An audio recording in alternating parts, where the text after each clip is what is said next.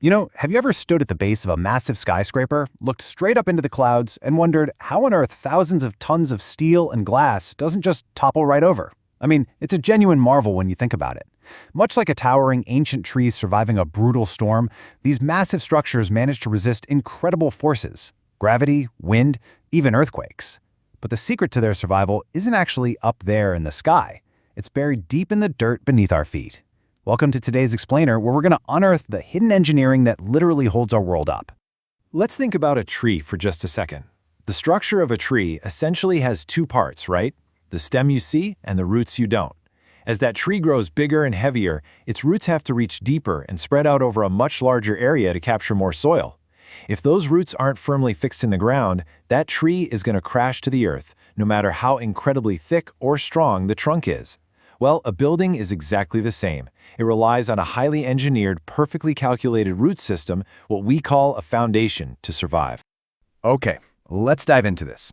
Here's our roadmap for today's Explainer. 1. Substructure versus superstructure. 2. When foundations fail.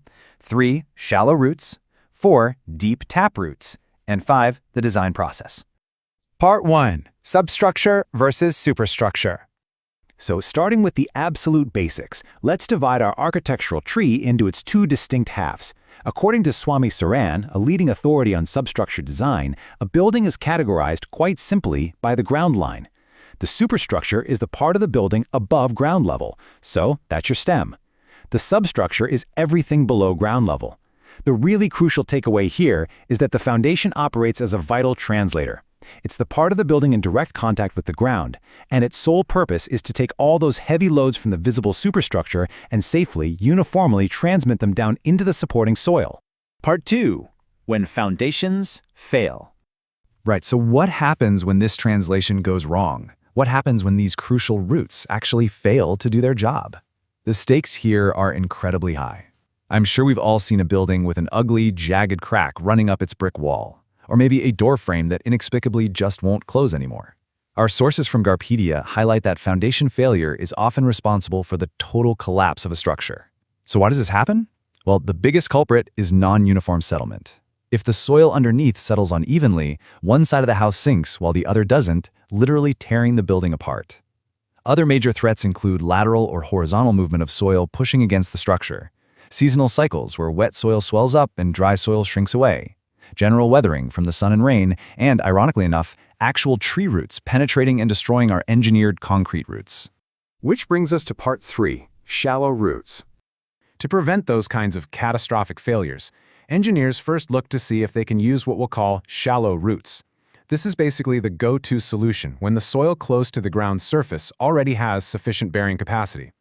Carl Terzaghi, who is widely known as the father of soil mechanics, gave us a beautifully simple, mathematically literal definition for this. A foundation is considered shallow if the depth of the footing is equal to or less than its width. Typically, we're talking about being located no more than 6 feet below the lowest finished floor. They just don't need to dig down very far. So what do these shallow roots actually look like in practice? I mean, try to visualize it. You've got this massive, heavy column coming down into the dirt. How do you distribute that weight so it doesn't just punch a hole straight through the soil like a stiletto heel? While you spread it out, with isolated spread footings which sit directly under individual columns, you have your standard pad footing, which is just a flat block of reinforced concrete. But you also have stepped and sloped footings. The entire goal here is just enlarging the base. By widening the footprint at the very bottom, that intense, concentrated load from the column gets spread out over a much larger area of soil, bringing the pressure down to a safe level that the earth can actually handle. Now, what if things get a bit more complicated? Let's say your building has columns placed super close to each other, and their individual spread footings would awkwardly overlap. Or imagine you're building right on the edge of your property line. Obviously, you can't extend a footing onto your neighbor's land. The clever engineering workaround here is the combined footing, which supports 2 or more columns in a row. These can be rectangular or even trapezoidal if one of the exterior columns carries a significantly heavier load than the interior one. Sometimes, though, shallow foundations have to support absolutely massive steel columns over relatively weak soil. For this, engineers use a grillage foundation, which avoids deep excavation by laying steel beams across each other in a grid. But here's a really fascinating detail from our Pradyogi source. To actually make this work, engineers use circular pipe separators with long bolts running through the beams. These pipe separators don't just maintain the spacing, they provide absolutely critical lateral stability so the whole foundation doesn't warp when those crazy structural loads are imposed on it. Moving on to part 4. Deep taproots. Okay, so what if the soil near the surface is completely waterlogged, highly compressible, or basically just useless? Shallow roots won't cut it anymore. The building must grow deep taproots. Returning to Trezagi's rule, the definition perfectly flips. A deep foundation is one where the depth of the footing is equal to or greater than its width. These are incredibly slender elements that plunge way further down into the earth than they spread out. And the most common type of deep foundation is the pile. And this brilliantly illustrates how these deep taproots actually work. Take the end-bearing pile. This is used when you've got a layer of soft, useless soil, but if you dig deep enough, you'll hit a bed of hard rock or dense strata. The pile acts exactly like an underground pillar. It just completely ignores the soft soil around it and transfers the massive load of the superstructure directly down onto that hard, reliable rock at the bottom.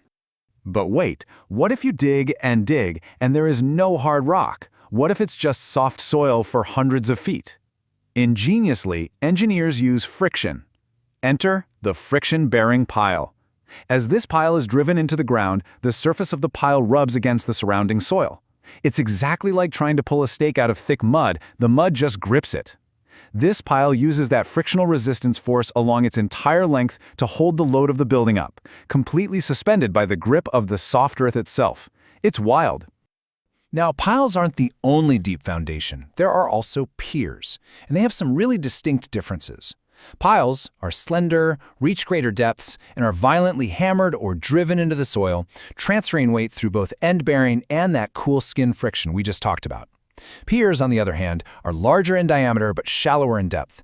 They are carefully drilled into the ground by a machine, and they rely strictly on end-bearing action, not friction, to hold up their loads. And finally, Part 5, the design process. So how do engineers actually know whether to use a shallow pad, a combined footing, a friction pile, or a drilled pier? They don't just guess, right? They follow a super rigorous step-by-step process to act as the gardeners selecting the absolute perfect root system for the building. Our GRpedia text lays out the exact chronological roadmap. Step 1 is the site investigation. Engineers drill into the ground to map the soil profile, check the water table, and calculate the soil's safe bearing capacity. Step 2, they determine the load, basically how heavy is this building going to be. Step 3, based on that soil strength and the building's weight, they select the foundation type and depth. Step 4 is absolutely crucial. They mathematically check the settlement. They have to prove that the foundation won't sink, tilt, or slide horizontally beyond permissible limits. And finally, step 5, they complete the final structural design, detailing the concrete and steel required, and issue the working drawings. It is literally a meticulous science of prevention. And honestly, that brings us right back to where we started. The next time you look at a city skyline or even just walk up to your own front door, I want you to look down. Realize that what you're seeing is only half the story. The greatest, most vital feats of engineering aren't reaching for the clouds. They are hidden right beneath your feet, silently holding up the world. So ask yourself, what kind of roots is your house standing on? Thanks for joining me on this explainer, and keep looking deeper.